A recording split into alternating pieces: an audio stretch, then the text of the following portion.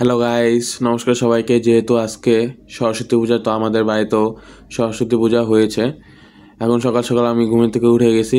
দেখতে পাচ্ছেন যে সকালে কুয়াশা, এই ঠান্ডা ঠান্ডার মধ্যে আমাকে এখন ঠান্ডা জল দিয়ে স্নান করতে হবে। দেন ঠান্ডা জল দিয়ে স্নান করে মণ্ডপে যাব। এবং এই হলো আমাদের সরস্বতী ঠাকুর। মূলত এই পূজাটা আমাদের বাসার মধ্যে হইতেছে, বাট এই বছর আমরা অ্যারেঞ্জমেন্ট করতেছি না, কারণ বাসার মধ্যে একবারে দুইজন করতেছে, যেহেতু তাই আমরা এবছর করব না। দেখতে পাচ্ছেন যে প্রায় সকল ভক্তগণই এখন উপস্থিত হয়ে গেছে গা। পুরোহিত এসে বসে, এখনই পূজা শুরু হয়ে যাবে। তো এখন আমাদের পুরোহিত পূজার মধ্যে বসে বসে তিনি এখন ভোগ নিবেদন করছে মার কাছে। ভোগ নিবেদন করার পর মূল পূজা শুরু হবে। এবং সরস্বতী পুজো মূলত আমাদের স্টুডেন্টদের জন্য করা হয়, এবং এটা মূলত স্টুডেন্টরা বেশিরভাগ করে থাকে, কারণ আমাদের সরস্বতী দেবী হলো বিদ্যান দেবী। সো সকল স্টুডেন্টরা বা শিক্ষার্থীরাই এই পূজাটা মূলত করে থাকে। দেন গাইস, এখনই আরতি শুরু হবে। আপনারা ঢাকের বাজনার সাথে আরতিটা উপভোগ করুন।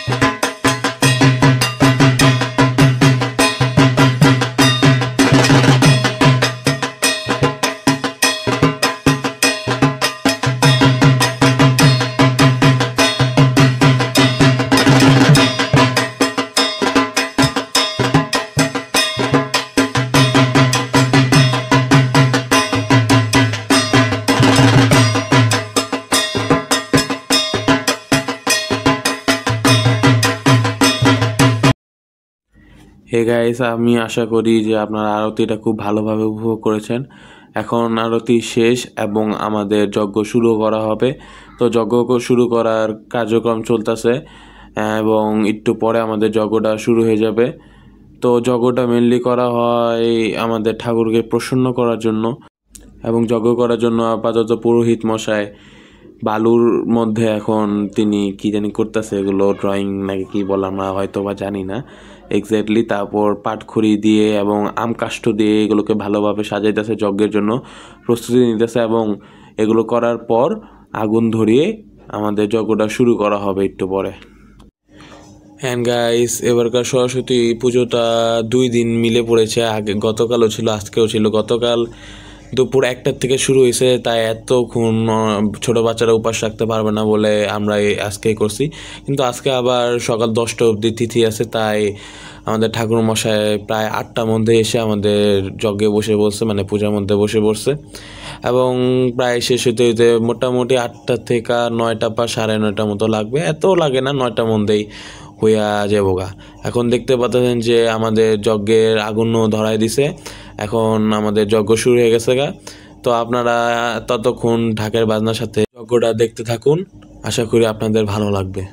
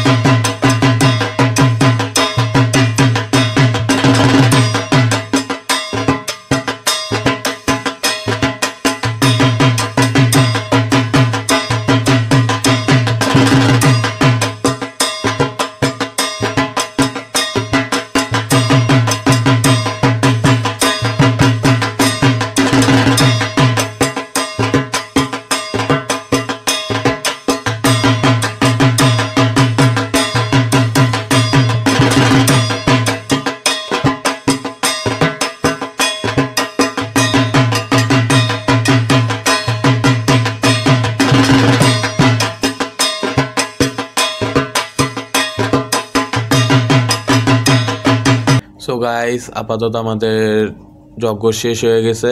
এখন আমরা অঞ্জলি দিতেছি এবং অঞ্জলি দেওয়ার পরেই মূলত আমাদের পুজোটা শেষ হয়ে যাবে।